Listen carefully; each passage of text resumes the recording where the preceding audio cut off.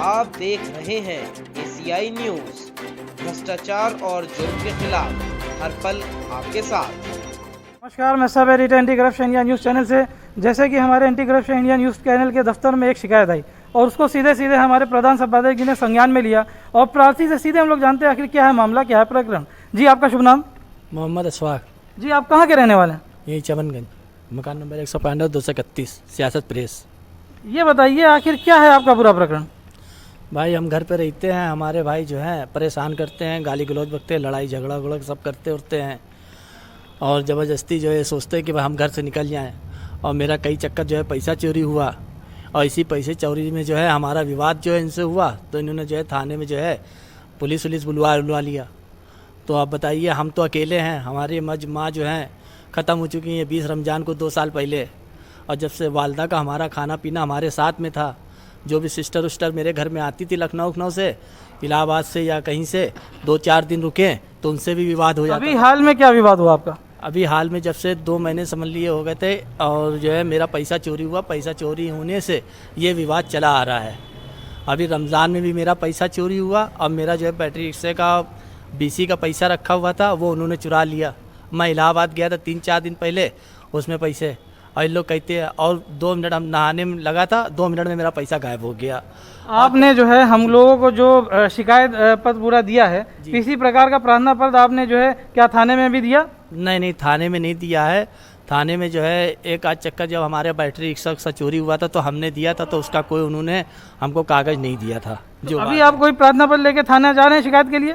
जी हाँ, जो हमने जो है अपने वकील से जो है अपना जो है लिखवाया है और FIR जो भी कागज़ जो है वही हम पूरा खानपुरी जो है थाने जाके करेंगे। अगर इस प्रकार की कोई प्रार्थना पत्र आपके पास, हम चाहेंगे कि एक बार हमारे कैमरामैन को दिखाएं आप। जी, ये है हमारे पास जो है ये चीज़ मैं जो है लिखवा के आया हूँ कचहरी से। हमको परेशान किया जाता है और गाली गलौज बहुत बकते हैं और ये सोचते हैं घर छोड़ के भाग जाए। अब बताइए, वह मालदा मेरे साथ हैं और ख़त्म हो गई हैं, खाना पीना हम अपने हाथ से बनाते हैं, दाल रोटी चावल। अब हम मजबूरी है, मेरा जो है मेरा घर को बर्बाद करने वाला मेरा भाई है। मैं ये चाहता हूँ मेरा इनसे कोई रिश्ता नहीं होना चाहिए, मौत मिट्टी बिल्कुल ख़त्म। मैं इनसे कोई रिश्ता रखना ही नहीं चाहता हूँ। मतलब ये भाई भाई का जो विवाद है वो इस प्रकार से बढ़ जाता है। आखिर उन्होंने आपके ऊपर जो आरोप लगाए होंगे, जिसको लेके कि पुलिस प्रशासन ने थोड़ा सक्रियता दिखाते हुए आपके घर तक पहुंची है, तो आखिर वो जो आरोप हैं आखिर वो बेबुनियाद आप जैसा कि बता रहे हैं, किस आधार पे बता रहे हैं? जो है ऐसा होता है कि जब हम तख्त पे बैठे होते हैं तो ये आवन जावन जैसे हमारा कहीं से फ़ोन आ जाता है या हमारे दोस्त यार आते हैं, उनको टेंटिंग वेंटिंग कसते हैं और गंदी गंदी गालियाँ बकते हैं। हम ये सोचते हैं कि भाई जो है हमारे जो मिलने जुलने वाले हैं उनके सामने फालतू बातें ना करें, और ये फालतू बातें करते हैं, उससे विवाद होता है, ये गाली गलौज बकते हैं और भड़वा जो है टकला गंजा सब हमको नहीं, बना। हम बिल्कुल नहीं चाहेंगे इस प्रकार के अभद्र भाषा का प्रयोग बस किया जाता है, यही पर्याप्त है। जी, और क्या बोलते हैं, अब हम आपसे क्या कहें, हमको बहुत ज़्यादा ही परेशान किया जाता है और ये सोचते घर छोड़ के भाग जाएं। हम मजबूर है, बताइए हम कहाँ लेटे बैठेंगे। जैसे कि हम अपने दर्शकों को बताना चाहते हैं, इस प्रकार की जो शिकायत हमारे कार्यालय में आती है, हम सीधे सीधे उसको संज्ञान में लेते हुए धरातल पे ग्राउंड जीरो से आपको रिपोर्टिंग देते हैं और साथ में वहाँ के ऊपर जो इनके पड़ोसी हैं एक बार उनसे भी जानना चाहेंगे आखिर ये पूरे विवाद में जो प्रत्यक्षदर्शी रहे हैं उनका क्या कहना है। जी, आपका शुभ नाम? मोहम्मद शुएब।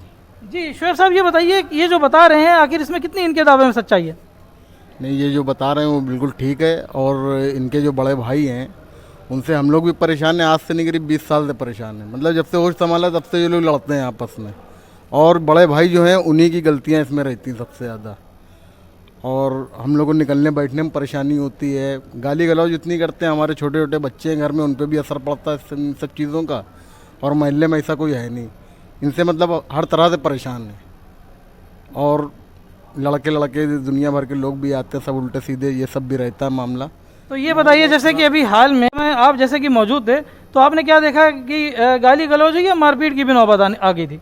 गाली गलौज हुई है, फिर उन लोगों शायद थाने वाने चले गए थे, लड़के भी आए थे मारने के लिए, आमिर नाम है उसका। जैसे कि सीधा सीधा ये आरोप लगा रहे हैं कुछ अराजक तत्व भी उनकी तरफ से विपक्षी पार्टी की तरफ से लगाए गए। हालांकि इस दावे में कितनी सच्चाई निश्चित रूप से ये संज्ञान में लेते हुए पुलिस प्रशासन के समक्ष यदि ये आता है तो ये जांच का विषय है। यहाँ पे और भी इनके जो पड़ोसी इनसे सीधे बात जानते हुए। जी, आपका शुभ नाम? जी, मेरा नाम शाहनवाज है। जी, शाहनवाज जी, ये बताइए कि आप जैसे कि पड़ोसी हैं, आपने जो कुछ भी देखा आप हमारे कैमरे में बताएं। जी, ये इनके बड़े भाई जिनका नाम मुशर्रफ है, वो काफ़ी दबंग किस्म के व्यक्ति हैं और बहुत ज़्यादती करते हैं। उनकी वाइफ और उनकी 3 लड़कियां, ये लोग सबको गाली बकते हैं मोहल्ले में और बहुत बदतमीज़ी करते हैं। और जब भी कोई बात किसी से होती है तो कहते हैं बस अपनी लड़कियों को कि आप कपड़े फाड़ दो और कपड़े फाड़ के फंसा दो। तो उनका यही मेन हथियार है। और इतनी गंदी गंदी गालियां वो लोग बकते हैं कि ये समझिए कि एक पुरुष भी दूसरे पुरुष को नहीं देता होगा जितना मुशर्रफ जो हैं वो औरतों को और महिलाओं को गाली बकते हैं। तो पूरे मोहल्ले की महिलाओं को गाली दे चुके हैं और पूरा मोहल्ला उनसे त्रस्त है, उनकी दबंगई से।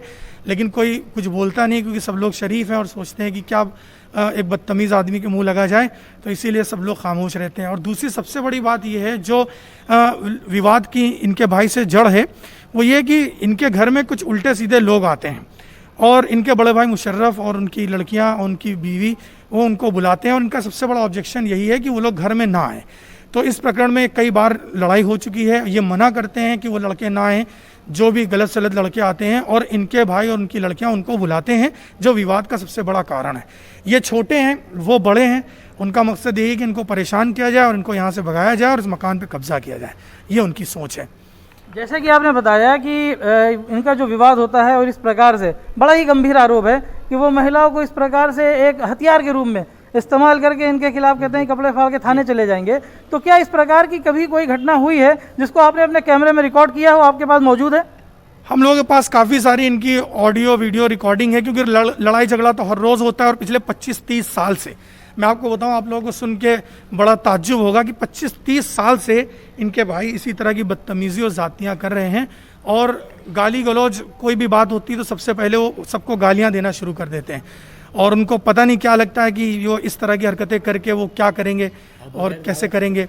और बहुत सारी चीज़ें हैं, उनके ऊपर बहुत तरह के आरोप भी हैं, लेकिन वो दूसरा विषय है। मामला ये है कि मोहल्ले में जिस तरह से उन्होंने लोगों को परेशान कर रखा है, हम लोग यही चाहते हैं कि वो गाली गलौज ना करें। सबके घर में माँ बहनें हैं, बहुएं हैं, छोटी लड़कियां हैं, जिसका बहुत गंदा असर पड़ता है। और इस बात को लेकर कई बार मोहल्ले वालों से उनका विवाद हो चुका है और सबकी अब की कोशिश यही है कि अगर इस तरह की बात अब की कोई होगी तो पूरा मोहल्ला जो है वो मिलकर उनके खिलाफ जो है एप्लीकेशन करेगा और कार्रवाई की मांग करेगा।